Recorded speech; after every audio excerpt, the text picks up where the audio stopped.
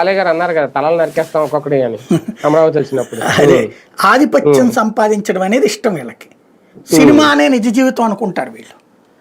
అలాంటి వాళ్ళు బాగా ఒత్తిడి తెచ్చారు లోకేష్ మీద. వాళ్ళని సంతృప్తి పరిచే చర్యలే ఇప్పుడు ఈ రెడ్ బుక్, వాళ్ళని సంతృప్తి పరిచే చర్యలే ఇప్పుడు ఈ వ్యవహారం ఎలక్షన్లో తీసుకుంది కూడా. ఇప్పుడు లోకేష్ తనంత తాను ప్రూవ్ చేసుకున్నాడు వాళ్ళ దగ్గర. ఇప్పుడు మాకు ఓ రాజశేఖర రెడ్డి జగన్ కంటే పెద్ద నాయకుడు దొరికేశాడు.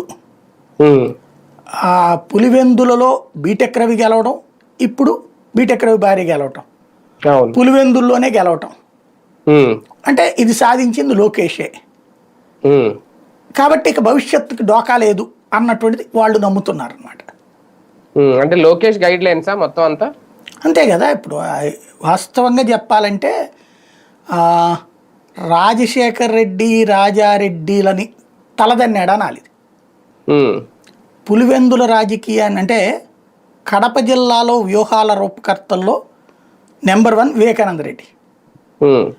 రాజశేఖర్ రెడ్డి పెద్ద రకం, అక్కడ పెద్ద మనిషి, నమస్కారాలు పెడుతుంటాడు.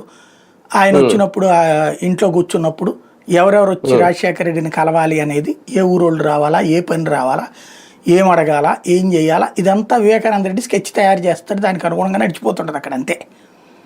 సుదీర్ఘకాలం పాటు పోల్ మేనేజ్మెంట్